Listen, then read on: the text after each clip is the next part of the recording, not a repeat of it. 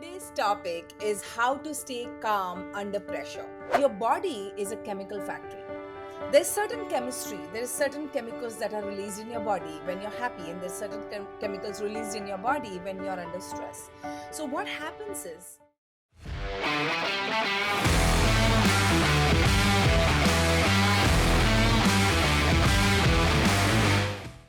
hello everyone. So, today's topic is how to stay calm under pressure. I know this is something that has been, all the time debatable that, how do we stay calm and how do we stay focused when under pressure? And stress is such a common thing in our life, right? And then when we wonder, when we look at the biggest of the leaders or the athletes, they go through so much of pressure. And how do they stay calm? So, is staying calm under pressure a inborn trait, or is it something that we all can learn? Let's dive deep in the subject to understand what exactly is happening under stress. So, psychologists have researched and proven now that under pressure, we all regress. What does that mean? So, we regress as in, suppose when you are a child and when the stress came or when something happened in your life and you could not retaliate, and your way of coping with stress was running away on hiding and shutting yourself off from the situation. You will observe you're going to do the same when you grow up. Or if your behavior or if your cope up mechanism to fight under stress when you are younger is to fight back or retaliate or get aggressive, then even when you grow older under pressure, you will have the same behavior coming up. Which one is it for you? Which side do you tilt? Why does this happen? So let's first understand what's the psychology and what's the physiology of stress and pressure. So, what happens is stress changes are biochemically. What does that mean? So, your body is a chemical factory. There's certain chemistry, there's certain chemicals that are released in your body when you're happy, and there's certain chemicals released in your body when you're under stress. So, what happens for the opposite of calm is a state of either fight or run.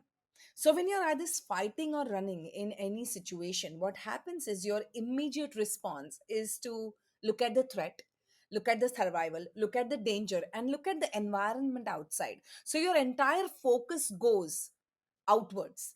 And every time your focus is outwards, you're going to focus more on the problems than the solutions. Because, see, no matter what, the solutions appear from within. So, when your focus is outside in the environment, you're actually focusing on three things in your environment. One, you're focusing on how much time do you need to cope up, to fight back, to run away, or you're going to focus on which environment should I go into. Should I go into a familiar environment or should I go into an unfamiliar environment? Now think about it. When there is a lion and tiger chasing you, and I know today's time there are no lions and tigers in the they're moving openly, but they may be in the zoo or reserve. But today tigers and lions have been replaced by the people in our life, or there could be triggers like money challenges, losses, or emis, and all of this keeps us on that tenterhook or makes us feel pressured. Or maybe there is something that you need to submit, like a project or something that is bothering you for some time. Now in this scenario, as much as you're going to focus on your body to look at where how much strength do you need in your body to cope with this stress, which environment to go to, whether it's an environment where it's a safe environment, familiar environment, or unfamiliar environment. Now when the tiger is chasing you, even if your current environment is very dangerous, or maybe there is something not right in your environment, but when an external trigger comes, you're definitely going to go back to the same environment, even if it is uncomfortable. And a lot of people take the resort to the situations where they go back to the same people, they go back to the same kind of situations, they invite the same toxic stress in their life because that's familiar. Now, environment and body. The third thing that you'll focus on is on time. How much time then will the tiger take to reach you? You're all the time going to come up with a conversations within you that I don't feel like doing it. I have headache today. It's not the time to do it. I will do it tomorrow. I will not be able to do this at all. And the conversations that go on in your space y- makes your brain perceive that there is a danger, there is a threat, And the moment there is a threat and danger, your brain releases adrenaline and cortisol. These are the stress hormones. And the moment your adrenaline and cortisol is released in your body, immediate response to your body is to run or fight whoever is there in front of you. Your breath gets short, your body floods with a lot of blood, and your peripheral vision goes away. So you're going to focus only on the next. What is my next step in this situation? And if you will see, under pressure, a lot of times people just close down. They don't know what can be do. And in today's time, if you cannot run or fight in a situation, what's going to happen is you're going to feel frozen in that situation. And that frozen state is going to send a feedback to your body that there is a real threat, there is a danger. And when that danger happens, the feedback loop gets created in your body to your brain, and your brain to your body. And every time there is a situation like that, you freak out. Now, the freaking out could have a different repercussions on every individual. Some remain frozen in fear like a deer, or some people, when the adrenaline is released in the body, they do something stupid. So which one is it for you? Do you get frozen, or do you act stupid? What does happen to you in this entire situation of pressure? Think about it. Now, second thing that I want you to do, once you understand how do you act, I want you to look at the emotions that you go through. Every individual under pressure has a different intensity and has a different emotion that comes up. Some people might get upset, some people might get angry, some people may get into rage. There's a degree and variation of emotions. Some people might get sad, some people might get frustrated. Now, the moment when you're in stress, it's all muddled up thoughts, your biochemistry is all going haywire, you freak out. In that moment, if you can start focusing on, what am I feeling, what's my emotion exactly? What happens in the fight and flight reaction is your amygdala. These are the two glands that are there in your brain. They get all activated and they start processing the memory. They start processing and interpreting the emotions. And it's most often than not, it labels it inappropriately, because your rationale is out of your system and you're just focusing on what's going on, like there's a hyperactive situation going on. And in that moment, what happens is the fight and flight signal just makes you go crazy in your emotions. So rather than, going crazy, if you can just simply start breathing, focusing on things, labeling on your emotions, and every label that you give yourself will help you to calm down, because that itself will start bringing in your logic in.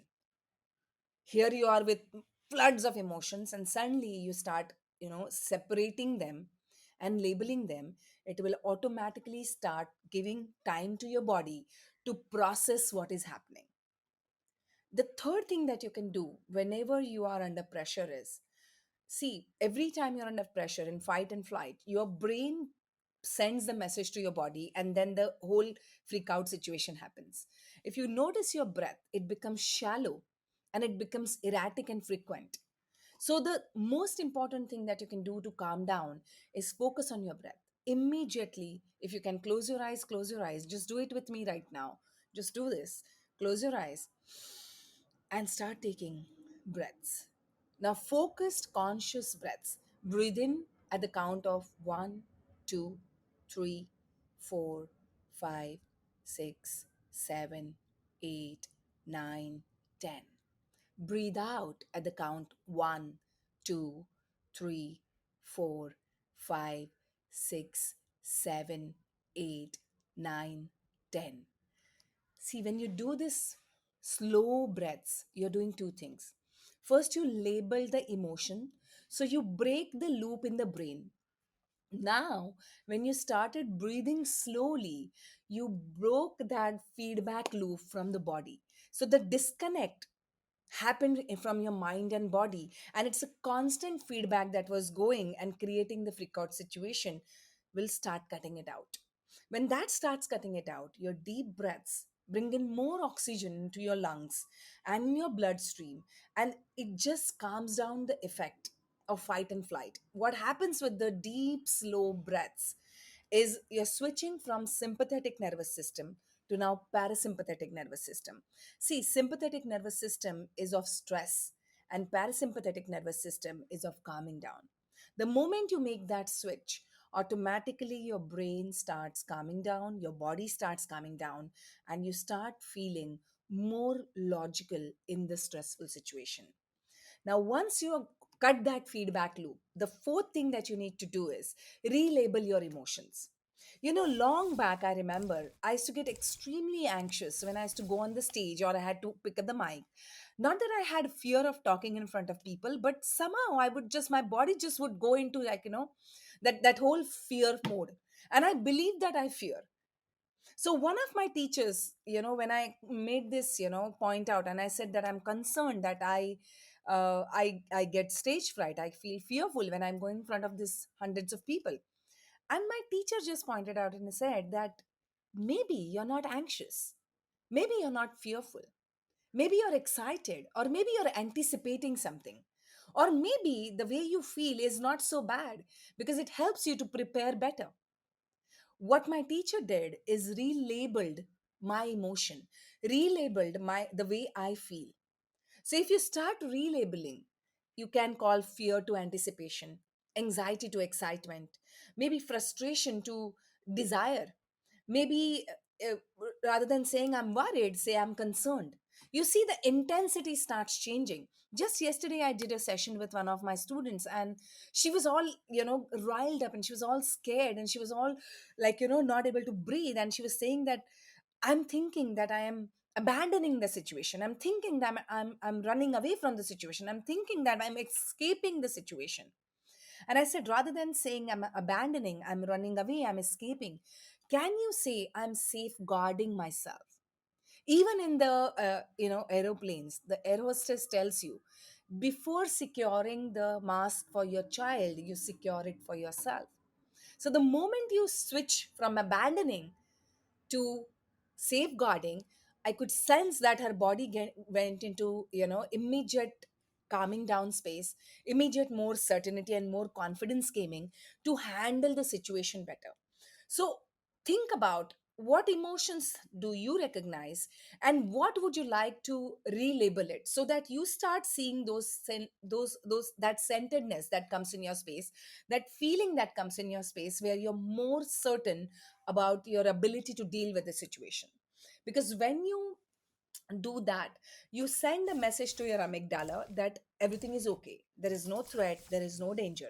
And the moment your amygdala start processing there is no danger, automatically it starts calming down the fight and flight response, and instead it makes you feel more aware and watchful, so that you stop running away and hiding or you do something stupid. It gives you a better perspective of the situation. It opens your peripheral vision and it helps you to just sit back and enjoy the situation till it passes. Try doing this. This is a very, very powerful technique. By relabeling your emotions, you can practically get rid of your pressure or stress. Let's be honest that we all have stress in our lives and we can't avoid it. So then how do you start building more coping mechanisms in yourself? The next thing that you can do is a regular exercise. Exercise has been proving that it releases good hormones, the happy hormones in your body, like serotonin. It reduces the level of cortisol. Cortisol is one of the stress hormones. Regular exercises start releasing all the dopamine, endorphins, serotonin, oxytocin. So, all of these hormones, when they are optimum in your body, automatically your ability to deal with the pressure and stress is much better. Remember one thing. Today we have a lot of emotional stress. May not be the tigers around, so there's less physical stress and more emotional stress. But your brain processes it just like a physical stress. So if you become more powerful by taking care of yourself and exercising more, your brain feels that you can always fight back or run away, and you are much bigger than the problem in front of you.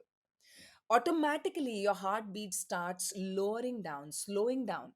I'm not asking you to become a gym junkie, but what I'm saying is maybe going for a brisk walk once in a while, like once in 2 days, maybe, doing some push ups, pull ups, maybe doing something that helps you every single day to stay more in your body, to make sure that you're releasing those hormones. Even a game, like, maybe a football, a cricket, a basketball, whatever works for you, you can do that every single day. Maybe 20 minutes is enough. If you can go as long as 1 hour, that will help you to cope much better with your stressful situation.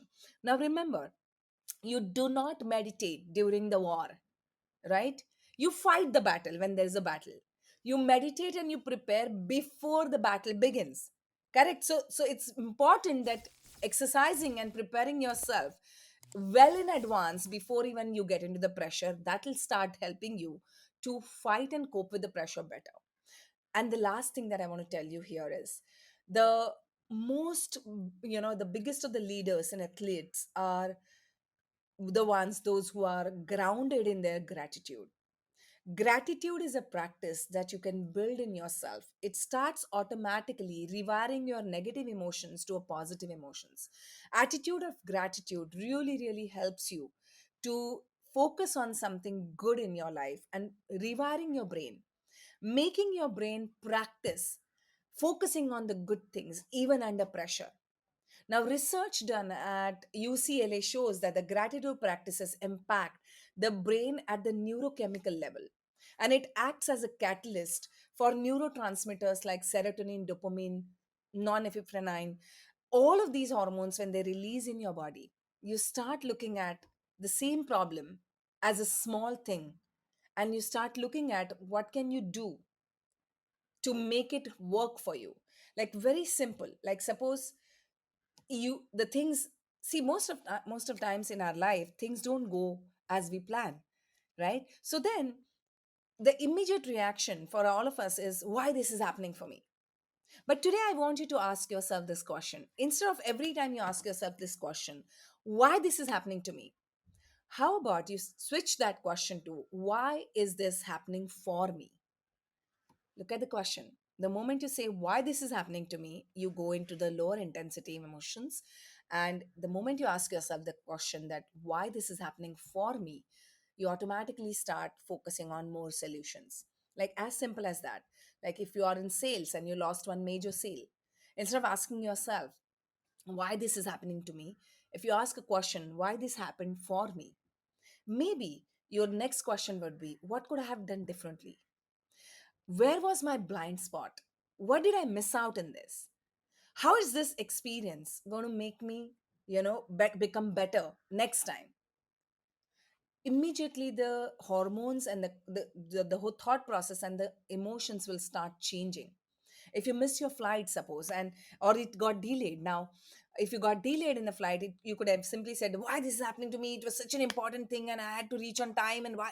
Instead of that, if you say, why this is happening for me, oh, you know what, maybe I can finish my project report, maybe I can finish reading that book, maybe I can practice patience so that I can help other, uh, you know other people, those who are getting anxious. What can you do when you have that challenge in front of you? The ability to ask the questions will provide the ability to, get into the solution.